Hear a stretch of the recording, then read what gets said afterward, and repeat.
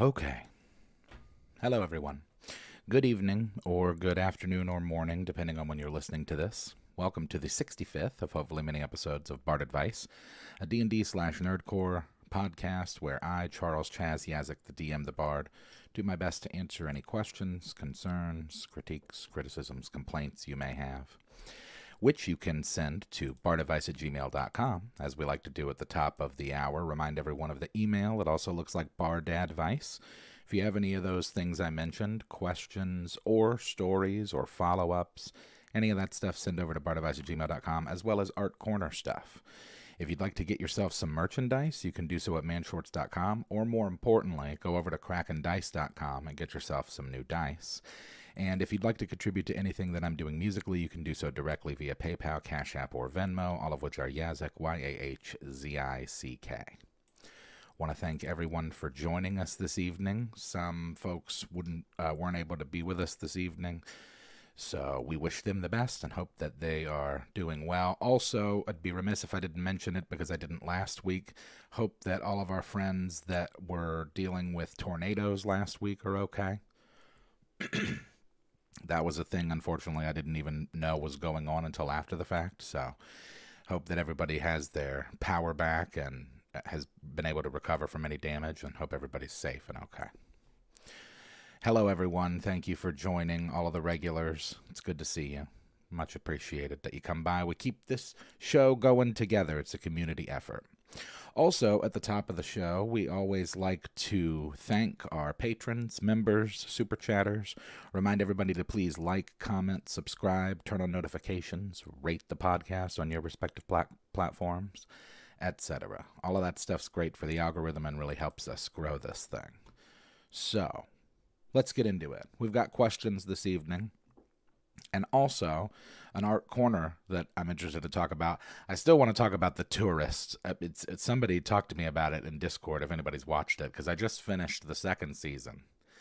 And ooh-wee, it looks like there can be more story. It looks like they can keep going. So, but this week for Art Corner, I'd like to put some spotlight on The Gentleman, which is a new Guy Ritchie series on Netflix.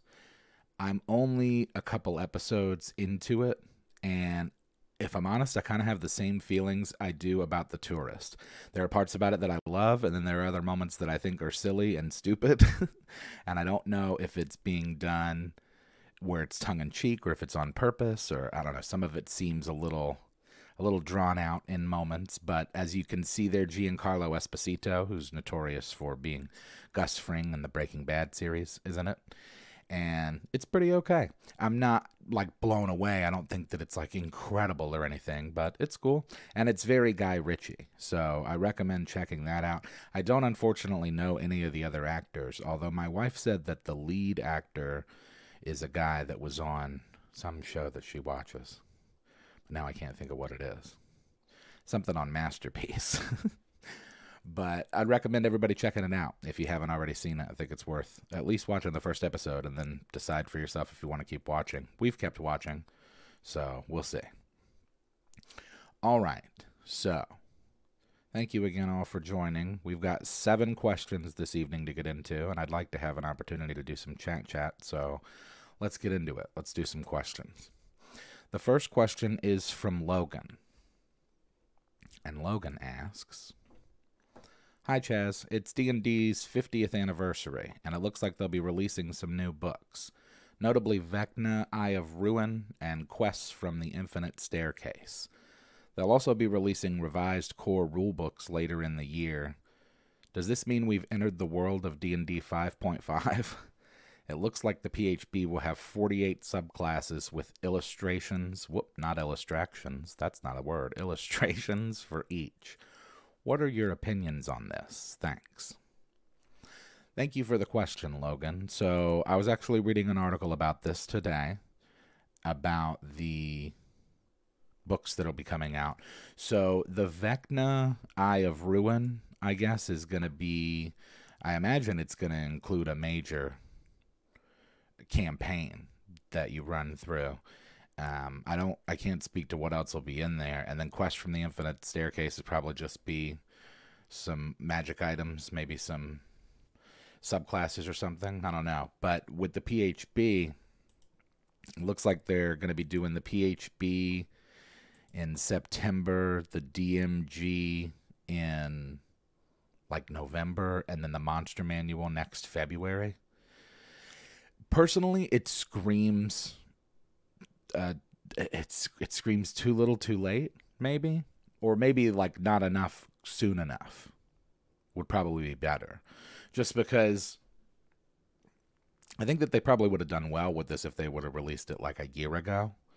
But there's just been yet another year of, now we've obviously had the situation with the layoffs, which we'll talk about a little later. There's another question that mentions it.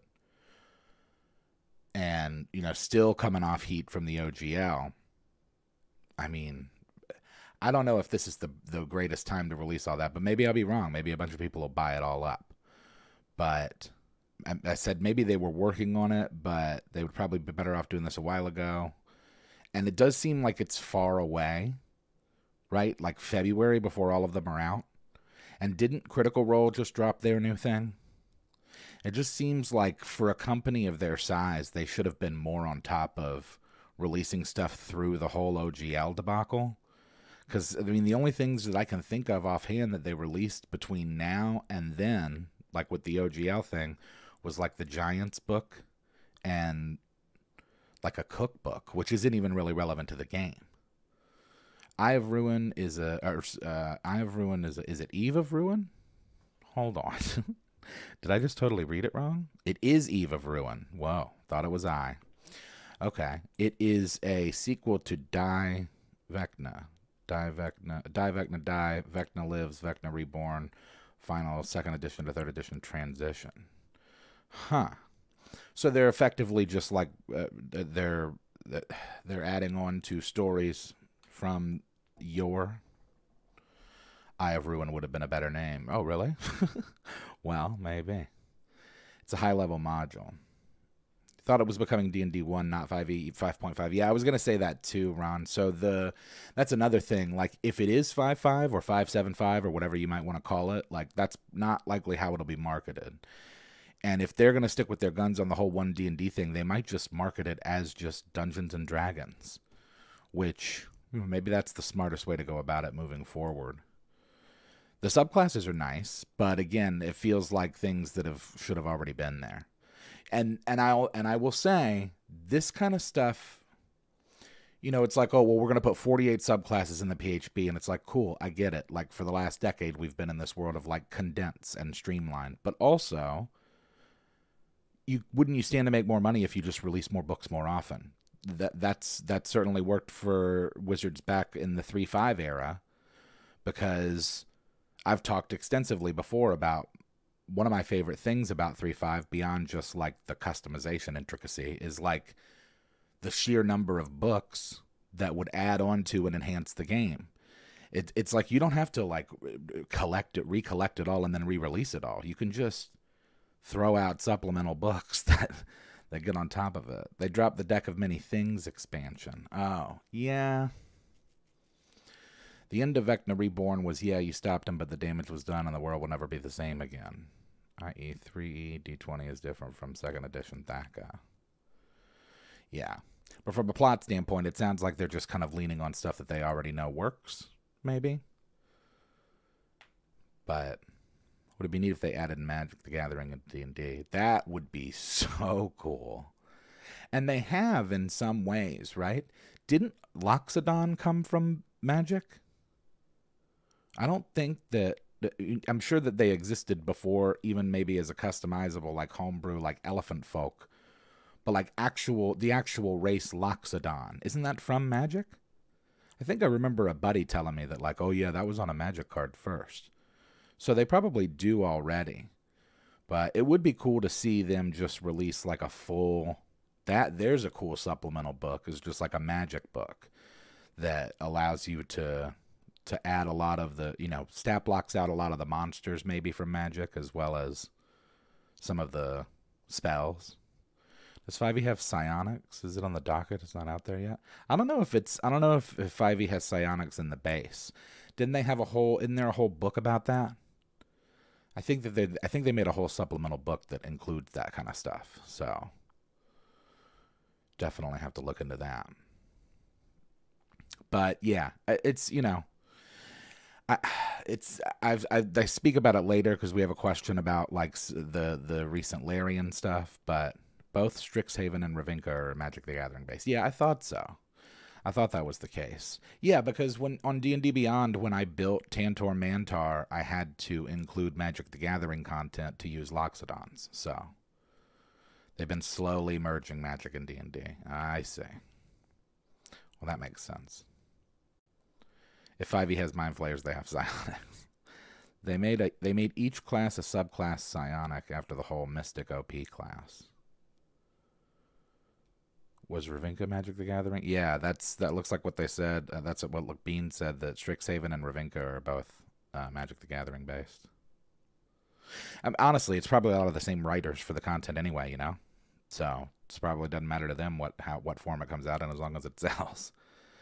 But we'll talk more about Wizards later. So thank you for the question, Logan. Hopefully that gives you an answer. I mean, those are my thoughts. So I think that's as good of an answer as I can provide on that.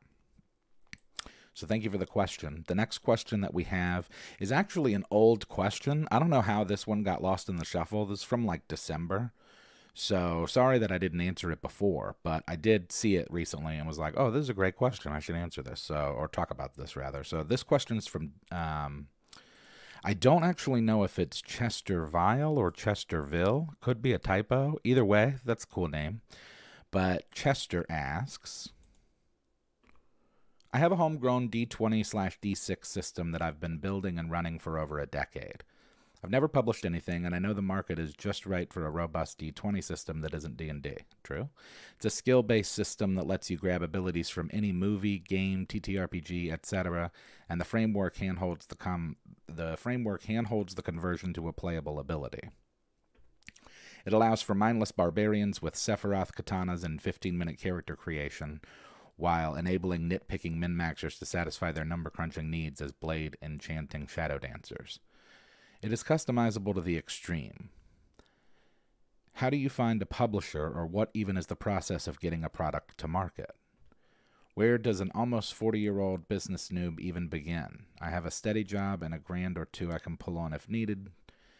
If I need to, your excited watcher, fellow GM, and commiserate shitstirrer, Chesterville, sorry, whichever it is. But thank you very much for the question. So this is actually good because this will be motivational in my own research for this, because I kind of need to be doing this myself. But I put together a little bit of an answer, and then of course anybody in chat, feel free to pop off if there's any like game publishers in chat that have some recommendations. But so, you know, first off, you have to have it written out and built out, which sounds like you do. You'll also definitely want to play test it. If you've been just running it with the same group of people, I would say maybe try and see if you can, maybe you could partner with like a local FLGS to do a thing where maybe they've got people that are looking for new games or would be interested rather in trying out a new system so that you can get some play testing in. Let's see. Well, there's World Anvil in terms of, you know, doing it from a self-publishing route, which I was definitely going to mention. Pelgrane Press, Ron says.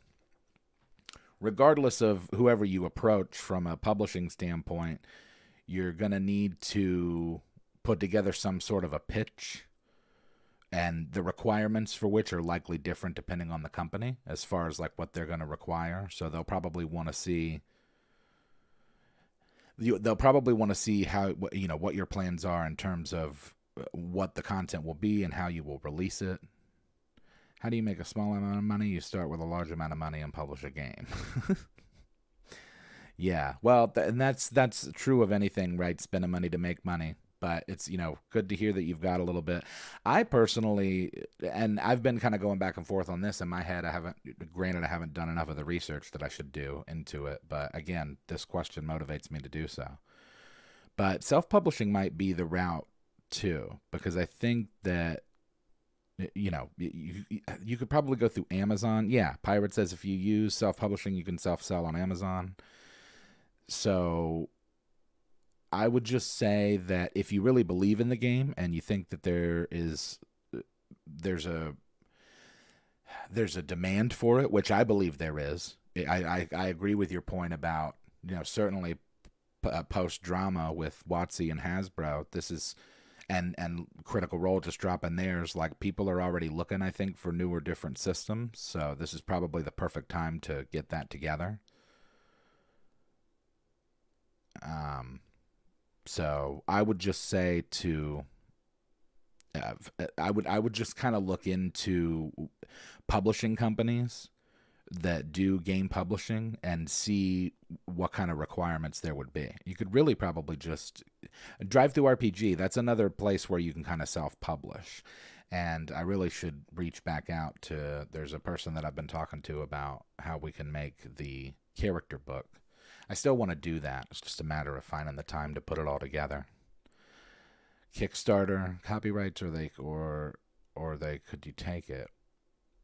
Well, I would say with copyright, it's harder for people to just take stuff these days, because with computers and stuff, there are dates as to creation of stuff. So I think it's a little more difficult rather for people to get away with plagiarism. But that is a good point. It wouldn't hurt to look into being able to put something on there just in case.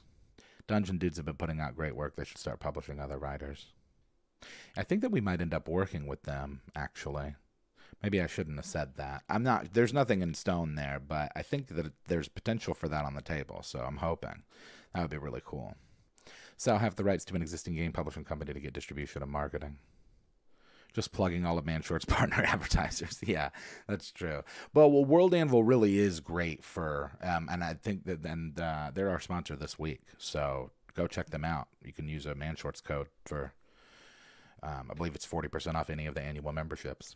But it really is a great tool for organization. I've been revisiting a fantasy trilogy that I want to write, and I'm going to be using World Anvil to at least organize it. So I think any of those things look into, and I wish you the best of luck. I wish that I had better advice. I think that if I did, I wouldn't be in a very similar situation, just in the sense of, like, I'm not much of a business guy, but I do like to create, like, cool art, and it's like, yeah, if we can make a living off of doing it, then that's great too. WotC keeps stepping on their own toes while simultaneously burning bridges as they stumble around yelling, "We're the best, and we'll take yours if we can." Perfect time for more indie RPGs. Yeah, no doubt. It's definitely, if there were ever a time to be doing it, it's now. So, don't forget, yes. And of course, don't forget, if you don't have your Sarah dice already, or your Part 2 dice, you can go get them at krakendice.com. Alrighty. So I hope that gives you an answer there, Chester. The next question we have is from Ken. And Ken asks, sorry, I'm going to get some water here. Hey, Bard. Another would you rather question inbound. As a player, would you rather play a campaign set in a world where magic and magic items are outlawed and offenders are hunted down by authorities? Or a campaign set in a world where magic is so commonplace that it's lost its wonder? Thank you for the question, Ken. I like these. These are fun. It was a couple episodes ago, I think, that we did one of these, so I like the would you rather stuff. That's fun. So I have an answer, and people in chat, tell me what you think. What would you rather do? I think that the world where magic is illegal, I think that either scenario has great potential to be fun. The world where magic is illegal could be really fun, particularly if you were a party of spellcasters. So if you do use any magic, you would need to do so in secret somehow. Maybe the governing bodies or the elites, as it were, of the world can use magic. So I think that's a cool part of the dynamic. Like, the authorities can use it and do use it to control people. But if you use it, that's against the law. So you could have, like, magic drones that kind of just roam the world and scan for it. And if they detect any kind of magic use, it's like, now you've got the authorities after you. Lends itself to a lot of conflict, lots of engagement with the world, particularly with the powers of the world. It could also be a thing where I don't know why I just thought of this, but maybe just because it's like a cool layer. It could be a thing where maybe you're spellcasters and you're in this world where magic is illegal, and the government has hired you to do some secret mission, and they've granted you the authority to use magic, but nobody really knows that. So local authorities will still chase you down. You'll still have to deal with them, but you can't reveal your mission because it's top secret. So I think that would be really fun. I would say that would be, I think that the difference for me, at least with how I'm approaching how they would play out, is that the first scenario would probably be better for like newer or younger players. And the second one, I think, would be a better campaign for more seasoned players who were looking for, because I think both of them will be challenging, but the challenges will be different, right? Like I think in the first one, the challenge would kind of feel like any other campaign in terms of its challenges, right? It's like, well, there are people who are quote unquote bad, or at least your opposition or enemies to your party, and you're going to have to deal with them throughout the world. But with the second one, I said alternatively, where magic has lost its wonder, it could be a place where martial classes thrive. Now, obviously, martial classes could thrive in the first one, but if nobody uses magic, that probably means most people use martial. Whereas in the second one, if magic is really commonplace, everybody uses it, but it could be a place where martial classes thrive.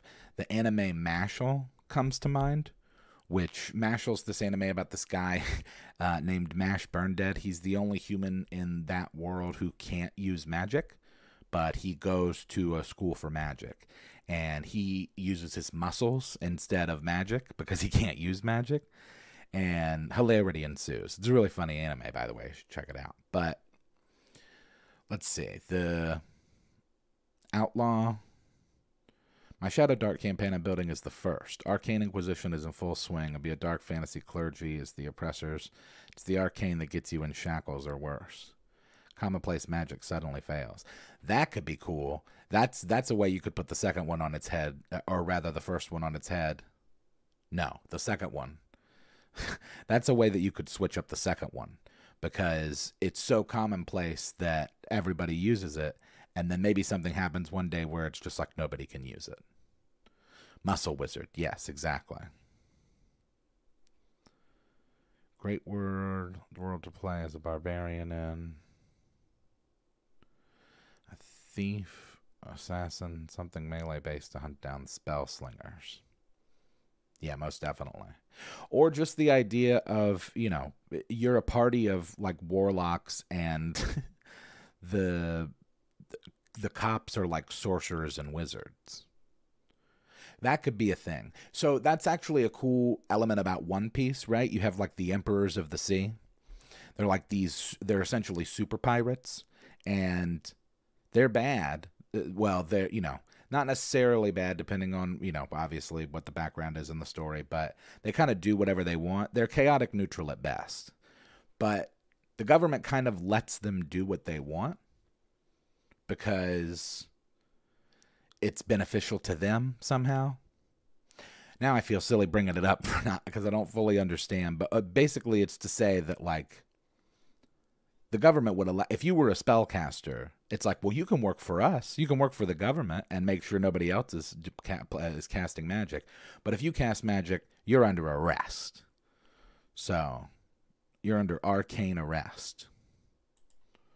Anti-magic ring of anti-magic. Cops of the Inquisition of the party are warlocks. Shangina, yes. Shangina from the from the We Play. Could be magic is just bad for those around it. A la Dark Sun, where magic use drained the life forces of things around it, but also had atomic bends, so maybe it's a bad example. Yeah. No, I mean, I see that, like where magic is, maybe it can be used, but there's a major drawback to it where it's destroying the world. And so maybe that's the government's reasoning for putting a halt on it. If that's the case, then they probably wouldn't hire you to use magic, but sounds like Shadowrun. In a world where magic is outlawed, would warlocks be patron to the head of government and sent out to hunt down rogue magic users? Yeah, maybe. Probably. That sounds way cool. But I think I'd prefer the second one because, as somebody who spent most of my playing career as a fighter, I'd probably opt for the second one just because I feel like there's a larger chance that you can shine as a martial class. And it also seems it seems slightly more challenging from an RP standpoint. Because in the first one, everybody's kind of in the same boat in the sense that magic, we can't use magic. But in the second one, everybody's in the same boat where it's like we can all use magic. And so it's like, well, what else can you do? Sounds a lot like the movie Equilibrium. Oh, man. That would be a really cool campaign. Just reskin Equilibrium with magic instead of art, was it? Man, I haven't seen that movie in like a decade. But yeah, you could have, and then you could even have like some sort of a kata with swords instead of pistols. Yeah, that sounds cool as hell. All right, well, I think that there's an answer for you, Ken. Thanks for the question. Always cool to get the Would You Rather questions. The next question is from Chris, as we find on our weekly episodes here. And Chris asks, "Hey Charles, I hope all is well for you and yours. Going off popular archetypes in D&D, i.e. the horny bard, edgelord rogue, somber ranger, hippie druid, etc. Do you think these are because of the popularity of the tropes in fiction, or from players wanting to play as characters so different from themselves? If the latter, do you think odd people tend to play more mild characters in comparison?" Thanks for the question, Chris. Well, off rip, I'll say I don't think that odd players play more mild characters by comparison. I certainly don't. I mean, I'm a pretty odd guy, I think, and most of my characters are pretty odd. I tend to... I guess the Tantor wasn't all that odd beyond his disdain for oranges. But certainly Studebaker Peppercorn and Verena and Augustus Montgomery were... you could definitely call them odd. And so I wrote notes on it. We're fairly odd DMs. I think a lot of these tropes, they're found in a lot of the media we consume, and I think a lot of that just has to do with the fact that time is a flat circle. History kind of repeats itself. You find throughout history most of the same types of character humans, right? So certainly in fiction, which is just an extension or a reworking of that, they say that there's only, 7 stories? And then it's just a matter of how they're retold and reformatted. So I'm sure that there's a limited number of characters. So with that, I think that some of that stuff is just kind of unconscious, where it's just like, what do you picture when you picture a bard? Like for me, it's all relative, right? For me, when I think of a bard, I picture the 3/5 bard, Gimbal, right? And then that his name, the gnome. I think of that guy when I think of bard. But then when I think of rogue, I think of like a character from Oblivion that I've made before. That's like a stealth spell sniper. And when I think of a barbarian, I think of like Conan the Barbarian. So I think that some of those tropes are kind of baked in not only to our media, but just into our humanity. And I think that everybody's different when it comes to what type of character they want to play. It's kind of like in the vape world, where when people use vaping to quit smoking, there are some people that come into the world and they just want it to taste like a cigarette. So they just want it to be like a tobacco or a menthol flavor because they want it to be similar to what they're used to. There are other people who don't care about that at all. They just care about the nicotine, and so they prefer the fruitier or sweeter or desserty type flavors. So it's kind of two schools of thought. And so I imagine that a lot of people approach D&D, and one of the notes I said is that I think some people use the character as their escape vessel, where others use the world. So some people may make a character that really isn't all that different from themselves, but maybe what they do or how they behave in that world is very different than what they do in reality. or it could be very similar to what they do in reality, and they're just their enjoyment is coming from that playing out in this fantasy realm. Whereas other people use the character as the vessel of escape, which I kind of think I tend to do more. Because when I build out a character, a lot of times I don't really consider the world as to what that character's quirks are. So, you know, giving Studebaker peppercorn, making Studebaker peppercorn, like, basically, like, have early onset dementia and not know where he is all the time and lose track of stuff. Like, none of that had anything to do with the world that we were in. So I think it's a matter of how you approach the character building from the beginning. But I definitely don't know about odd people playing more mild characters. I haven't found that with myself. And obviously people use both, right? So you think we put Flim Flam in that odd category? Yeah. I think these characters also depend on the type of game. Yeah, that too. Because there are people who do the opposite of me, who are thinking, okay, who is this character in this world? And so depending on what the world is going to guide that.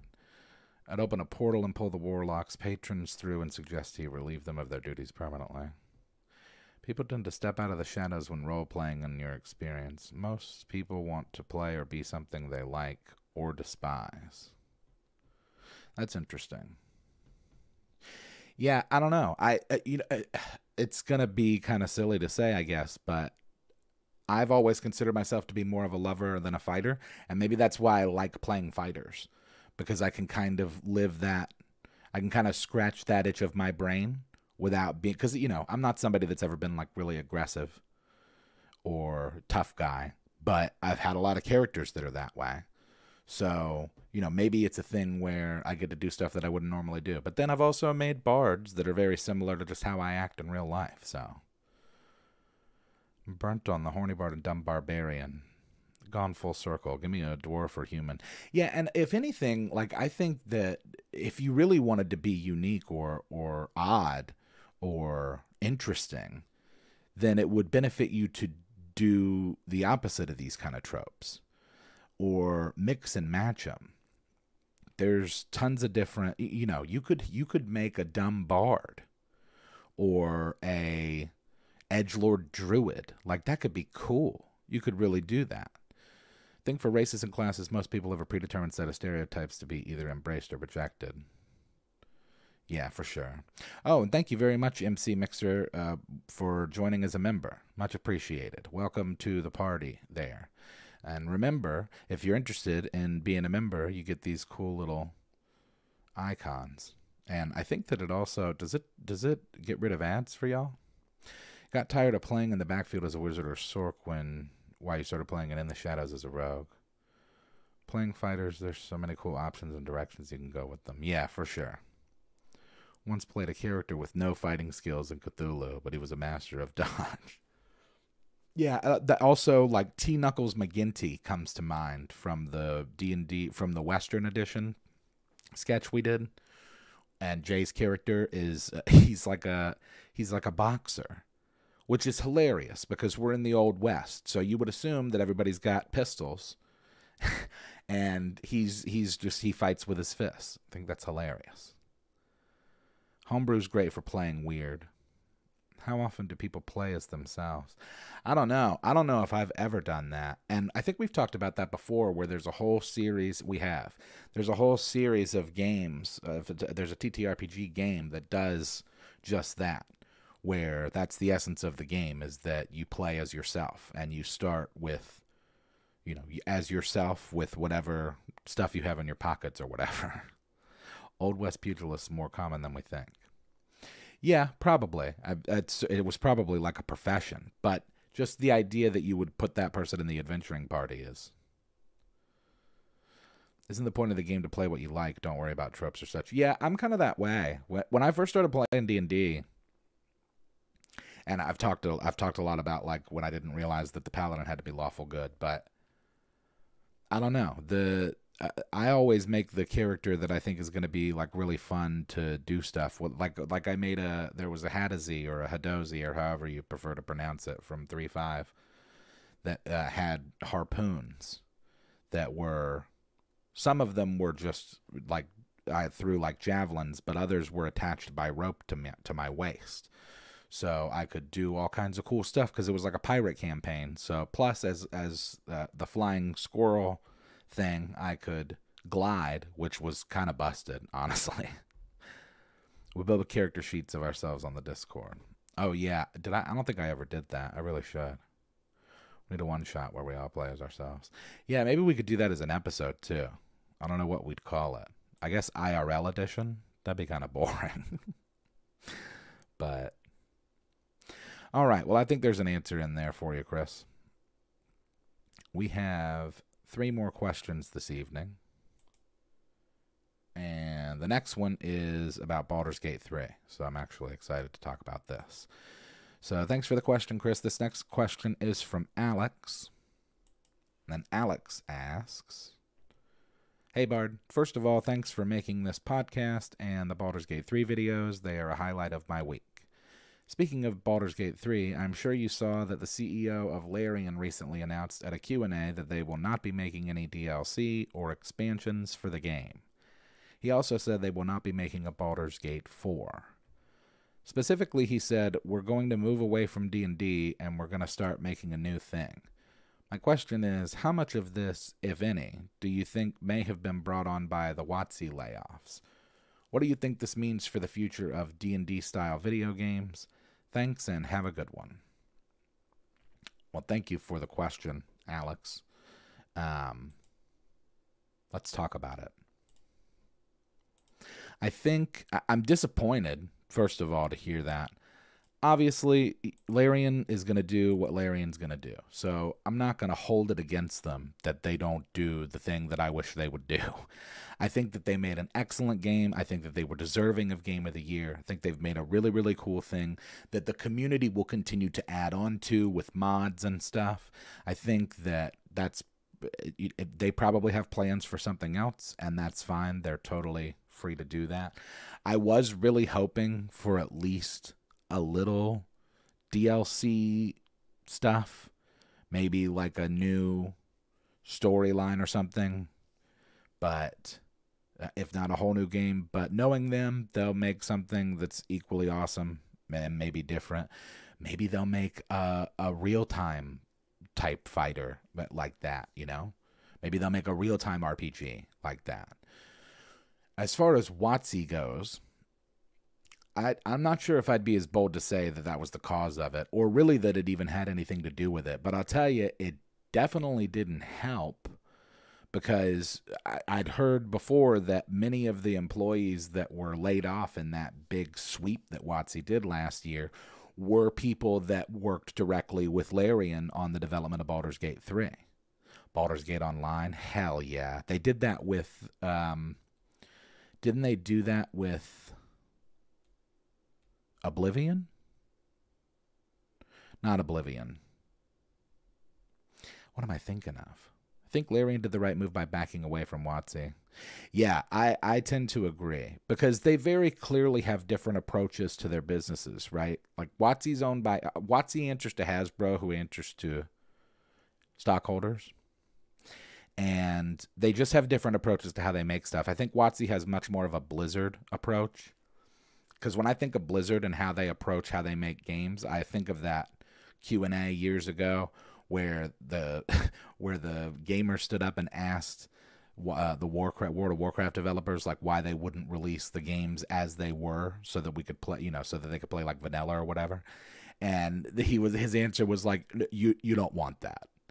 And it's just, they seem so out of touch, where it's just like, well, if you would just listen, you'd probably sell a lot more games.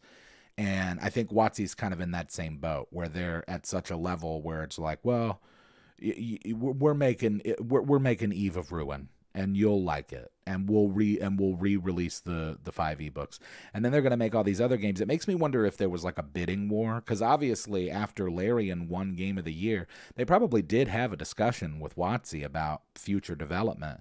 And if WotC's in a place where they're having to lay off employees, then they're probably not going to be paying Larian what Larian likely knows that they are worth now at this point. You know what I mean? So it's like the first one, and these are just like numbers for explanation's sake, but it's like, let's say that like the first deal that they agreed with WotC was like, okay, well, you're going to get, the $1 million for doing this deal. Well, when you come back around and it's like, well, do you want to do it again? And it's like, yeah, well, now it's going to cost you 10. And Wizards is like, well, then we're not going to do that. And they'll probably just try to lowball and undercut with other companies, maybe other indie developers who are just looking for the opportunity. That's not to say that they can't produce cool D&D games in the future, but it is a real shame to see that Larian has stepped away. I can't say I blame them. I don't know if I would want to be really involved in that, especially considering like what we were talking about earlier, where like this is the perfect time for indie developers to produce new stuff. It's like there's this other game that's coming out, Elder Scrolls Online, that's what it's called.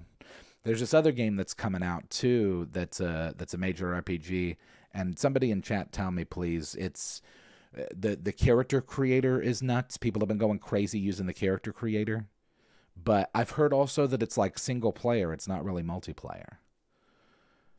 But yeah, I think that that'll be the next big thing, and it really should be. And who knows, maybe Larian will partner with other people. Owlcat, does Owlcat make, I was gonna say whoever it is that makes Helldivers 2. We want a Diablo 1 Resurrected.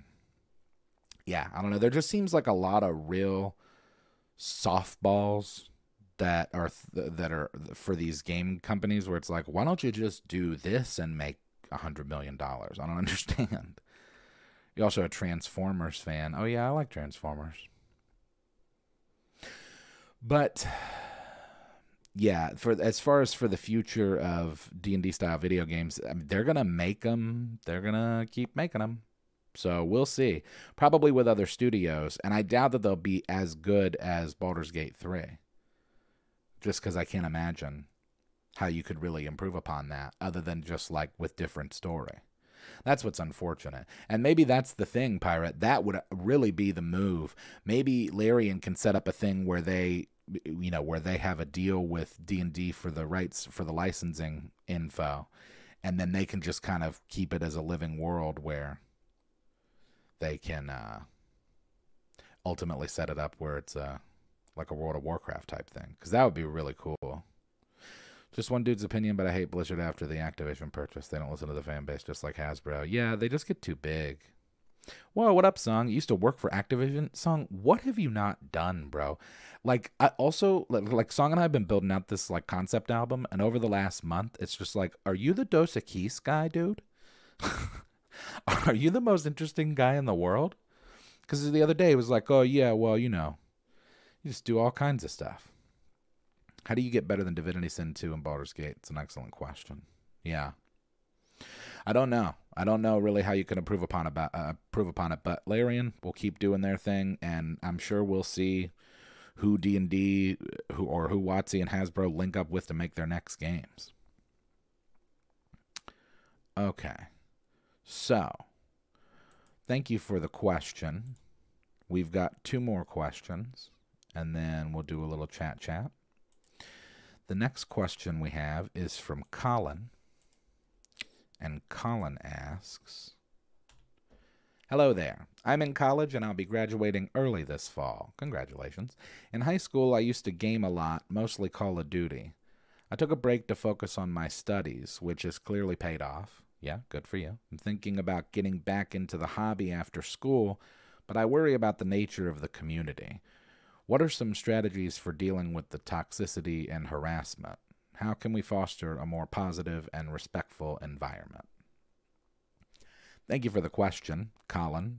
So, again, congrats. Good for you on graduating early. Sounds like, yes, your decision to avoid gaming during your studies has been beneficial for you. I can't speak a lot to Call of Duty because the most Call of Duty that I played was Warzone, and I only did that for so long. I'm not really big on online gaming, and specifically those kind of shooters have been really hard to play in the last decade because of just cheaters, It makes it not fun. I'm not that much of a competitive guy, honestly. I really don't care if I win. I'm more about just like playing with friends. But when someone's cheating, it's really annoying because it's like, okay, well, now this isn't even really an exchange of skill as much as this just is like, you're just going to keep one-shotting me because you've got this this cheat turned on. For the community, I will say that I think overall it's probably better overall than it used to be. I think that, in general, when it comes to toxicity and harassment and stuff, like hurt people. And that it's just a sad fact of life. I think that a lot of that is just the nature of humanity. So in terms of, I said, for my solutions, I said, other than trying to ignore it or block people, it looks like I see Song says usually mute everyone. Yeah, and we kind of got into the habit of that back in the Halo days, where it was just like, if you weren't on my team, you were muted. And I think that they probably even have options where you don't even have to do it manually. You can just set it up to where everybody is like already turned off, right? There's probably a mode for you to be like, I don't want to hear anybody and their nonsense. And I definitely remember having to do that in the Halo days because, yikes, you'd get into those lobbies and it would just be like people screaming at the top of their lungs. I'm not sure what to say about how to foster a more positive and respectful environment other than creating your own community. So, because I don't know if we'll ever be able to have just like in general positive and respectful environment. I don't think that the nature of humanity will allow for it. But, because like it's the same as in real life. Like you're always going to have people who are kind of like they're making it their goal to be disruptive or like upset other people. So what I think you can do is do your best to create a positive community and try to nurture it. I think that I've tried to do that here with the bardadvice podcast. And like I said, I don't play online much, but when I do, it's usually like with my friends and we're playing together. So that goes a long way. If you're not able to, I don't think that you'll ever be able to reliably just like, talk to randos online and not have at least one negative exchange for your session of gaming. Whereas if you're just playing with friends that you already know, then you can kind of foster the positivity of your own environment. So that's what I would say. Don't always play online, but when I do, yeah, dude, man, now like we got to figure out how to make a song out of that, bro. we gotta figure that out. Maybe we can get like sample a piece of the commercial or something. Mute everybody when you play GTA. Oh gosh, yeah. Well, you have to. Stuff like Grand Theft Auto and Call of Duty. That's another thing I was gonna mention. Like the game matters, right? Because like the Baldur's Gate 3 community is cool, although it's not like you're really talking to random people online with that one. But this community is awesome. Yeah, I agree. And I'm not as involved in the Discord as I should be. I try to. I'm just busy, I'm a busy bee. Lots of running around all the time. I did a lot of running around today. I actually got a lot done in a short period of time. I'm proud of that. So, but I've always got like tons of editing to do, and I'm hoping that in the future AI will make that easier. It kind of already has. So, yeah, I think, Colin, most people these days that are doing that kind of stuff are trolling or just doing it for attention. I mean, I guess that's always been the case, but I don't know. I don't think that it's as intensive as it used to be. Because, man, when it first started becoming a thing, when you could, like, first get online and talk with people, it was wild. Get off the couch. What do you mean? We need to go outside? I don't think so. I did go do stuff today, and I'm probably going to edge tomorrow the front yard. Too busy hanging in Discord. Yeah, I think that, we're pretty cool here. I think everybody's really chill. And I have a keychain that says work hard and be nice to people. Not like that's a thing that I always do.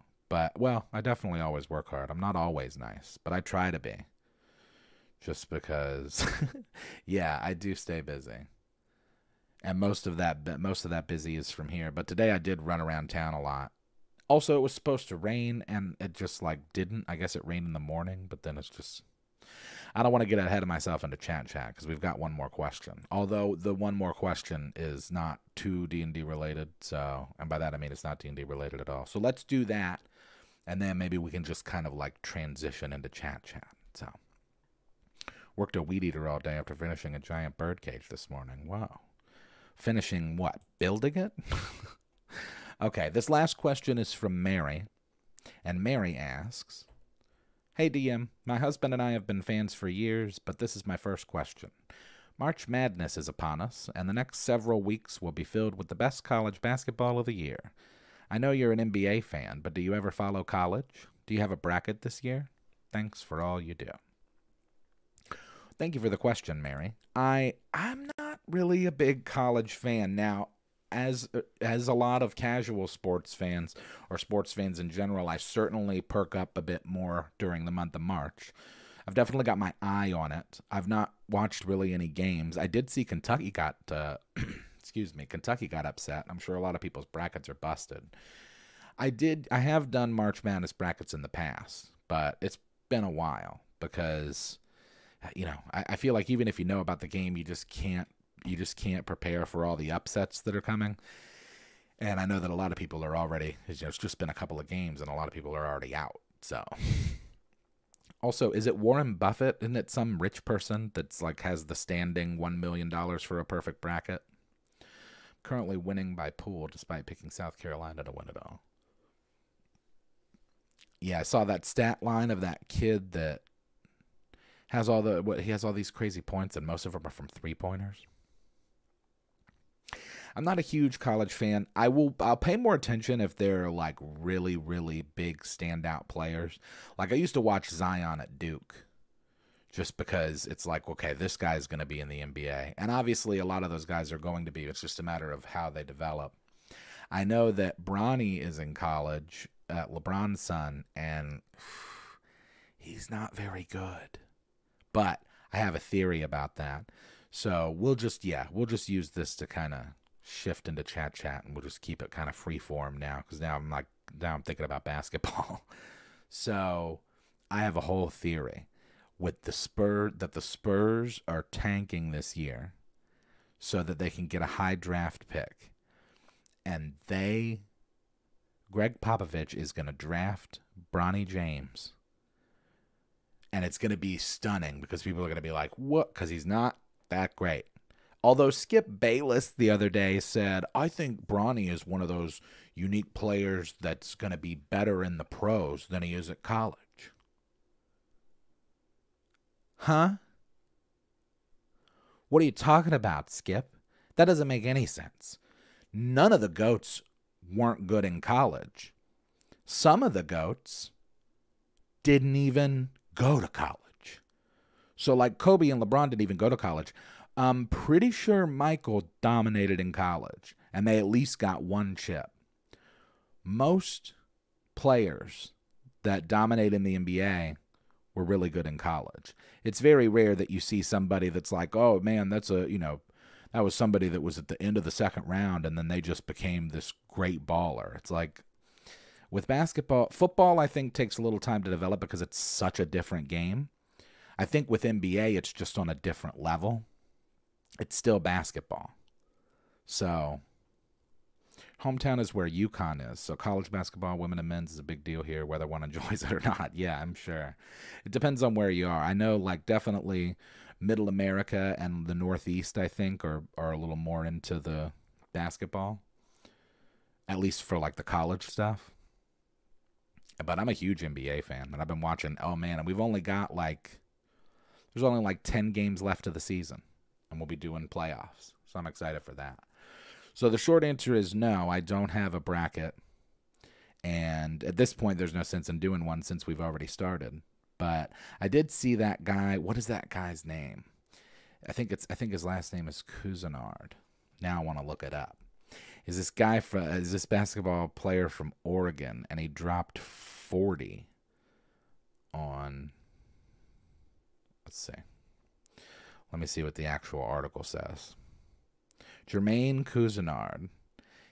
They beat South Carolina, and he had 40 points, which is crazy because he used to play for South Carolina. So what an interesting story.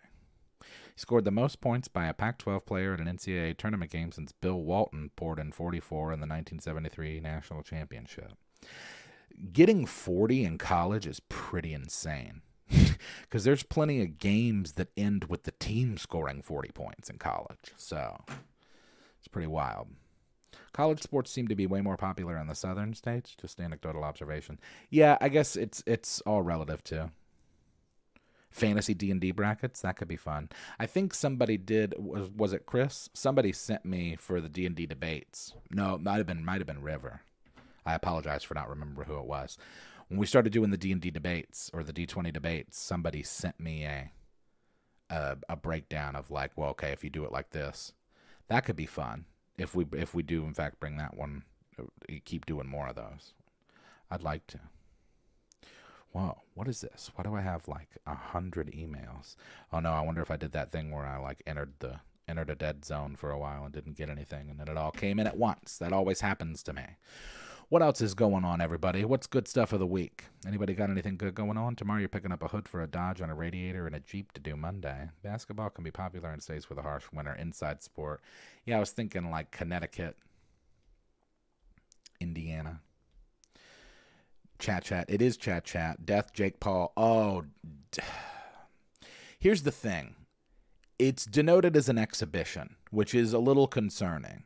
Because I'm pretty sure that part of that is that Mike Tyson can't throw any finishing moves. But I mean, then again, Mike Tyson's the kind of guy who doesn't really need a finishing move to finish you. You know what I mean? That guy is a complete, I don't think that the younger generation understands about Iron Mike. That guy, I don't care if he's 80. I wouldn't mess with that guy. And I think that this thing that Jake Paul's been doing where he's just like fighting guys that are clearly older, arguably way past their prime. Certainly, like, I think the casual fan would argue that Mike Tyson's way past his prime, but like I said, I've seen clips of him recently within the last year, and he's insane. My opinion is this. And I said this when, and I'll actually look it up because it was in a group text, a group chat.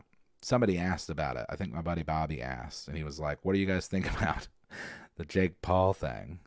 And I said, yeah, I said, if it's not a rigged fight, he's going to knock his head off. It's not going to end well for Jake Paul. If Mike even kind of tries, it's probably going to be a knockout. My concern is that these fights generate a lot of money. Both of the fighters, win, lose, or draw, walk away with a lot of money. So that's certainly something to consider. But then again, Mike's a competitor, so we'll see. I think it would be hilarious if Mike just went out there and dropped him in like the first 6 seconds. And he might, because he's that strong and good at what he does.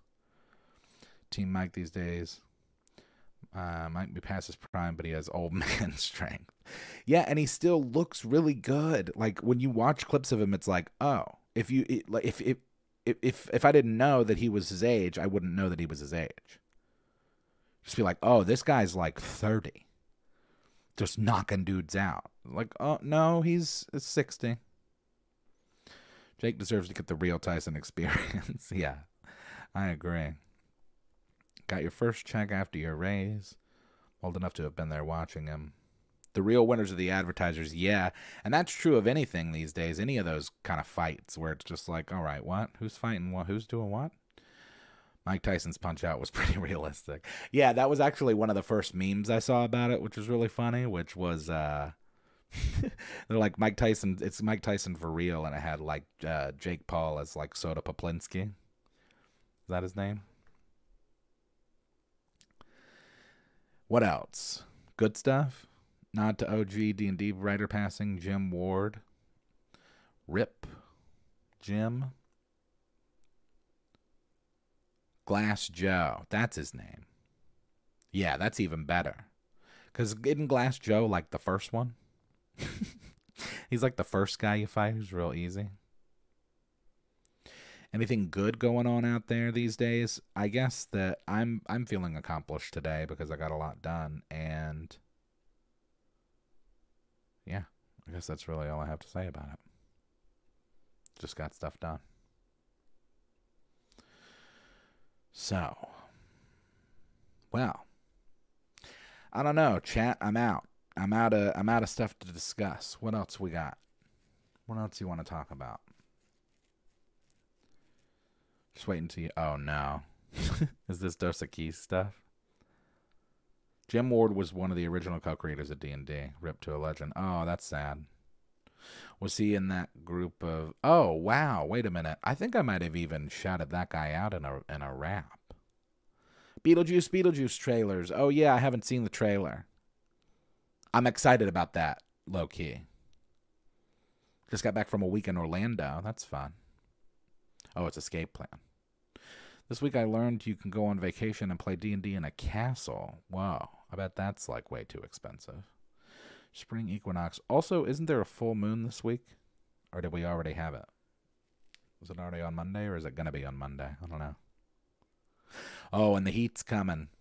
It's been... We've had these little pockets of days where it's, like, 90. It's like, what's going on?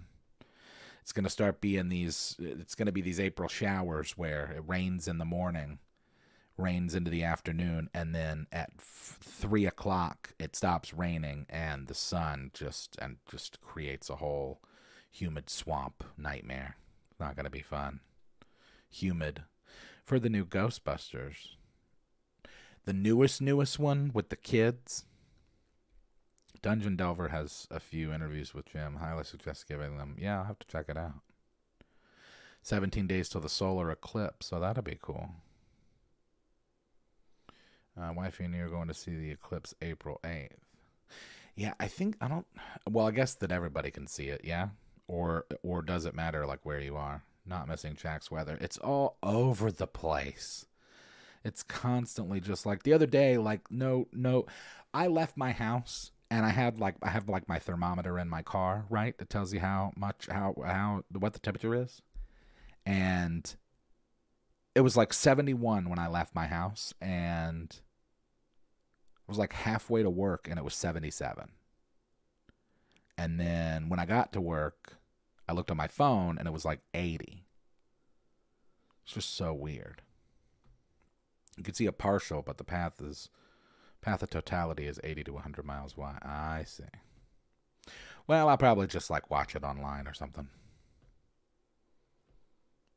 P&W has been pretty chill so far. What is that? Got signed copy of Deities and Demigods, included the Eric mythos that Jim totally had permission to use.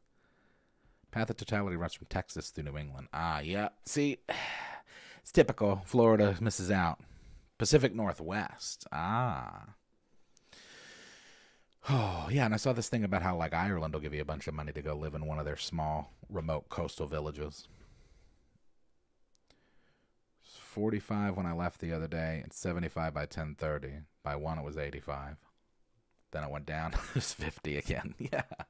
That's like, I guess that's kind of, it's really not atypical of March in Florida. Like, I feel like March is probably the most all over the place. Maybe too, like, towards the end of summer into the fall, like August, October can be kind of goofy, but March certainly fluctuates a lot. Okay, well, here we are at the end again, folks, and so we've got to wrap up here. So let's do that. So before we get out of here, as always, we like to remind everybody of the email, which is bardadvice@gmail.com. It also looks like bardadvice. Please send any questions, concerns, complaints, criticisms, critiques, and any kind of stories or follow-ups or art corners. Send them over to bardadvice@gmail.com. If you'd like to get some merch, go over to manshorts.com. Actually, don't do that. Go over to crackendice.com. Get yourself some dice if you don't already have some. And if you'd like to contribute to anything that I'm doing musically, you can do so directly via Cash App, PayPal, or Venmo, all of which are Yazik, YAHZICK. Thank you all again for another wonderful episode. I probably won't be on. I'll say hey in the Discord briefly. Oh, wow. Thank you. I'm in search for the bell from a closed gaming store. Thank you very much for the donation, Ricardo. It's much appreciated. So, I'm not familiar with that. The bell from a closed gaming store. So, also, wait, oh man, now I lost my train of thought. Just, I guess, thanking everybody just for always being here. And, I'm going to be busy editing tonight, so I'll say hey in the Discord, but I probably won't be hanging around too often. Where did Yazik come from? You don't know this already? Yazik is the Nadsat word for tongue. Nadsat being the fictional language created by Anthony Burgess and used in both the book and film Clockwork Orange. Yazik means tongue. And I've heard that there's an actual word that's very close to the spelling that means tongue. It's probably where he took it from. But all right, so make sure you go over to Kraken and get yourself some dice. We will be back here next week, same Bard time, same Bard channel, 10 p.m. Eastern Standard on the Man Shorts YouTube channel. The audio for this podcast will be made available tomorrow at 12 p.m. noon Eastern Standard Time. I hope that everybody has a fantastic weekend and an even better week, and we will see you next time.